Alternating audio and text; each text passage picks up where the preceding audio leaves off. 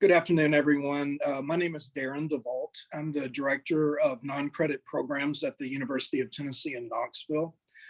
Our university and EmergingEd have partnered to launch online certificate courses in highly sought-after digital skills with a learning model rooted in cognitive science and optimized for how working adults learn. The suite of courses leverages EmergingEd's expertise in delivering high-impact content developed by industry leaders in the most in-demand technical disciplines to bring engaging and high-quality digital learning to the University of Tennessee community, entirely online. Our portfolio of courses, which includes cybersecurity, data science, healthcare technology, and blockchain, feature topics that have been chosen because of their current and projected demand in the job market, and for the rapidly evolving nature of their technology skills and tools. All of our courses are 100% online and provide downloadable tools, resources, and ready-to-go methodologies to immediately use on the job. Upon successful course completion, you will earn an information-rich digital badge that is shareable on social media to promote your new skills. All courses are built in partnership with leading industry experts. And today we are excited to welcome one of those experts in cybersecurity and an EmergingEd course author, Jeff Groman. As the owner of Groman Consulting Group, Jeff has guided major corporations, including banks, insurance companies, and software providers through risk prevention and rapid response to security breaches. He is certified in forensic analysis and application security, and he previously worked with Mandiant Security Consulting Services and FireEye.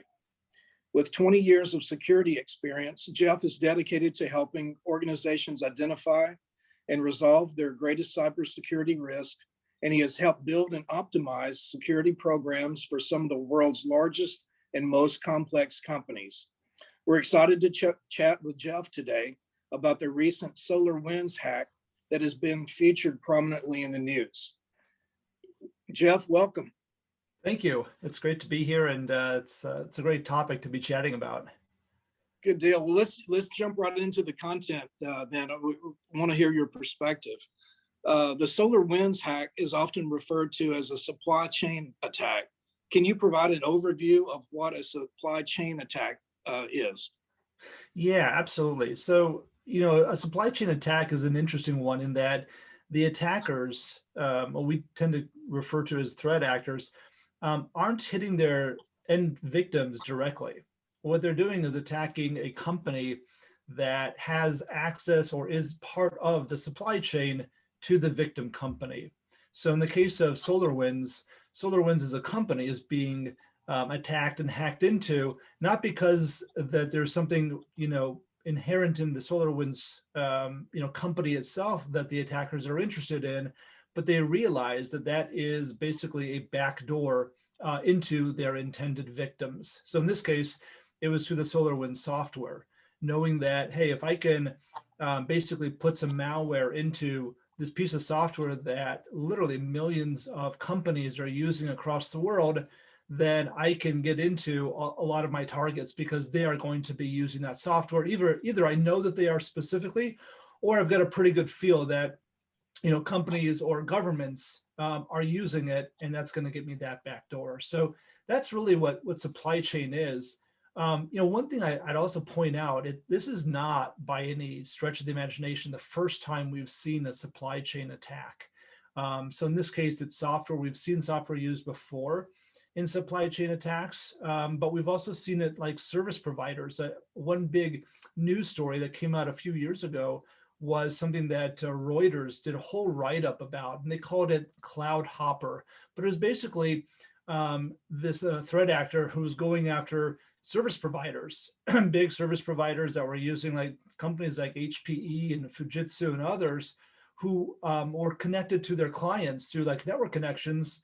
Again, the attackers knew if I get into these service providers they're going to have this network access right into their customers' networks, probably sort of unfettered, unfiltered, and that's what the threat actors were able to do, is get right into their networks that way. So I just want to point out, by any stretch of the imagination, this is not the first time we've seen it, but certainly this is a very sophisticated supply chain attack. Gotcha. Well, so what exactly happened during the SolarWinds hack, and what's the impact on the industry of cybersecurity? Yeah, it's it's really interesting. So on the one hand, like I say, it shouldn't surprise us that much that this type of an attack happened and was perpetrated and planned out and all that. But when we look at the level of sophistication, I think that's where we sort of have to, and we really have, I think as a community, as a security community, I think we've sort of taken a step back and said, wow, we knew something like this was possible, but this really does show an incredible amount of sophistication. So, what do I mean by that? Well, on the one hand, we see that the threat actor had been planning this for probably, certainly more than a year, probably a couple of years in the planning. And we see like the first indications of it went back all the way to 2019. So, certainly months, if not a year, before some of the companies actually ended up downloading the malicious version of SolarWinds. We see that the threat actor was already inside SolarWinds and was already starting to do things to sort of say, hey, let me just make some quick modifications. Let's see if anybody notices. Can I really do this? Almost like a proof of concept, right? Can I really do this without anybody knowing it, without SolarWinds as a company, sort of being wise or getting wise to what's going on? And that was already happening, like I said, in 2019. They used multiple versions of malware. They had their own malware that was actually going into the build server for SolarWinds that was injecting their module into the SolarWinds build. So they had a piece of malware that was designed to do nothing else but to inject a different piece of malware into a build. So for those people who are software developers, you can probably sort of think this through and say, wow, that's pretty sophisticated by itself. But, just for those who are not involved in the process, it's sort of like getting yourself injected into this huge factory, right? And saying, hey, at this, one step in a factory, I'm going to just sort of, put in a couple of bolts, put in a screw and see if anybody notices that the product has changed. Excuse me, I just was coughing a little bit there, but that's sort of the sophistication we're seeing, is that they sort of snuck in and was able to modify a product without SolarWinds even noticing it, and they did it in such a way that if the modification didn't work, the build server would sort of revert back to the original version, so that there wouldn't be any errors, there wouldn't be any alerts that would sort of indicate that, hey, wait a second here, if I'm SolarWinds, I see, wait a second, what's going on? Why did this not work? What's going on with our software build? So, again, we're seeing patience, we're seeing a lot of sophistication. And then, clearly just the way that they, had something like, 18,000 different customers had downloaded this malicious version of SolarWinds. And yet I think the victims that have been at least identified, whether identified specifically or just identified as a number, is only in the hundreds. I think it was a few hundred. So, again, showing the sort of patience and level of targeting that this was really all about. And I think we also, keep in mind that threat actors don't tend to go after 18,000 victims. That's an unwieldy number, right? That's not what they're trying to do. They're typically going after just a small subset of that. So it's important to note that even if you downloaded that piece of software and it was malicious, you weren't necessarily being targeted by it. So, but again, it just sort of paints that picture of really what we're looking at here. Right. Well, Jeff, after hearing the level of sophistication in the attack, it leads to the obvious question: what can organizations do to defend themselves? And does it matter the size of the organization? Right. Yeah, it's a great question. And I think what we really saw coming out of this, and again, unfortunately, it's not, I don't know that it's really a surprise, but I think what we're seeing is that there just aren't a lot of great or really consistent security practices. So let me give you an example. So if you, the way the attack started is the SolarWinds server, right? You have a server on your network that runs SolarWinds, and you use it to monitor your network because that's what SolarWinds is for. It's for network monitoring. Um, so a server like that, the way that the attackers used it was they got onto that server because the server was running malicious software. And then that server was able to talk out to the internet and get instructions back from the threat actor's infrastructure. Okay. So the first question we should ask ourselves is, why would a SolarWinds server be able to communicate out willy-nilly to any random server on the internet? It doesn't really make sense. The only servers that, or the only internet access that a server running SolarWinds should have access to might be like the SolarWinds server, like the SolarWinds company infrastructure, right, to be able to download updates. But outside of that, you're probably pushing patches to it yourself internally. There's probably no reason for it to even get any internet access whatsoever. So, it's little things like that that, just basic firewall policy can stop and do a lot of things.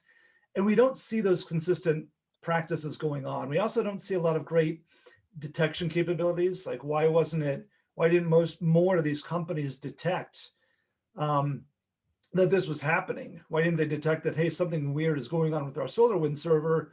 Why are we seeing activity on the SolarWinds server that isn't, normal? Why are we seeing that people are accessing SolarWinds and then jumping from SolarWinds to other servers? Like the whole attacker methodology and activity, most companies weren't detecting it until the big guys like Microsoft and FireEye and others detected it on their own networks and said, hey, we better investigate this, figured out some very specific things to look for. And then all of a sudden, all these companies and government agencies were starting to look for them and saying, oh yeah, it looks like we were also, hit by this. So it's it really sort of, I think, brought to light some of the things that it's not about being a big company, a small company. It's about just the basics, the security basics that every company, should be doing, can be doing, and I guess I'd point out that these are the types of things that we really talk about a lot in our cybersecurity courses. Is, hey, what is a supply chain attack? We talk about the different types of attacks. We talk about what are the types of, just to use a football analogy, what are the blocking and tackling, right? The practices you've got to be very good at, very consistent at, to protect your environment, to protect your assets. Gotcha. Well, Jeff, in your estimation, will this change how the government and companies approach cybersecurity moving ahead? I think it does. I think, unfortunately, it's the silver lining, right? It's when these types of breaches come out, it does sort of wake people up. In this case, it's also waking up the federal government a little bit. Again, it shouldn't be necessary. We've seen these types of things in the past. But every time it happens, I think it does wake up companies. I think boards of directors are also starting to realize that, hey, this isn't changing. We're not getting ahead of it. The attacks are being more sophisticated. And I think also what we're seeing, not necessarily with SolarWinds, but with other types of attacks, is that they're becoming more disruptive. Like a lot of the ransomware attacks are becoming much more disruptive and operationally disruptive, meaning that they're really hitting the company's bottom line. So I think the level of sophistication in attacks goes up. Companies started to realize, hey, this is serious. It's really a true business risk, and we just can't ignore it. So I do think that that's changing in the landscape today. Gotcha. What do you think is the general job outlook for careers in cybersecurity? Yeah, there's no doubt that there are a lot of opportunities in cybersecurity. More companies, again, when companies realize what's going on, it means that they tend to get a little bit of budget to hire people, to, purchase tools. Even before all of this, there just weren't enough, there's not enough talent out there. Cybersecurity is a very specialized field. It's great to sort of get in with foundational knowledge and skills, but from there you can really take it anywhere. There's so many different specialties to get into, whether it's forensics, application security, cloud security, just to name a few. There's so many others that I think that you could easily build, multiple careers in cybersecurity starting today. Gotcha. What tips do you have for people who might be considering a career in cybersecurity? So I think the one thing that is, can be a little bit of a barrier is that the more technical knowledge you have of just how computers and networks work is really beneficial. And even if you don't have that today, if it's something that you are interested in getting, again, I think there's a huge career in front of you. You just have to be willing to learn and to be in this sort of continuous learning track, because that's what cybersecurity is really about. As applications change, mobile, cloud, everything is changing, like technology-wise around us. Cybersecurity changes along with it, and there's just new risks and new avenues that the threat actors are using. But it's also a huge opportunity to stay on top of that and be part of this, sort of technology curve. And I think that's, on the one hand, very exciting, but on the other hand, you just have to realize that it's that learning curve and it's continuous and it's not going to change. So, but it's fun, and it's a great community to be part of, where we're all sort of learning and we're all growing, and none of us is an expert in everything. Gotcha. Is this the type of work that can be performed remotely or in a traditional office, or both? Yep. Yeah, I mean, I think that debate, I think, is still going on, right? Can we really get everyone's productivity when they're remote? Certainly from a tools and technology standpoint, all of the work that we do from in cybersecurity can be done remotely. I think there's, the collaboration part is the one where they say, we're all sort of grappling with it, right? How well can we really collaborate when we're not physically together? So, I think that the jury's still out on that, and I think technology will also continue to evolve there. But certainly cybersecurity of all fields, it lends itself very well to remote work. And I've seen a lot of job postings recently over the last several months that, remote is not a problem. Remote first, sort of is not a problem. So, you could be working, in one part of the country and the company's based in a different part of the country, and it's just not a problem. So I think that is a huge advantage in cybersecurity today. Again, and a lot of it is just driven by supply and demand. There's just, there just isn't there's a lot of demand, there's not enough supply. And I think companies are willing to do sort of, work with good candidates to do what it takes to get them on board. Okay. Well, Jeff, any final thoughts about the SolarWinds hack, or any careers related to cybersecurity or the industry itself? Right. I think I feel like we're heading in the right direction. Just every one of these, unfortunately, it takes a lot of these sophisticated attacks to sort of get people thinking about it and, sort of keep it in the forefront of people's minds. But it feels to me like things are really, going in the right direction with enough people in leadership roles, really understanding that, hey, there really is a true cybersecurity need. I don't think that's going to change. That there's no sort of putting, Pandora's boxes open. There's no closing it now.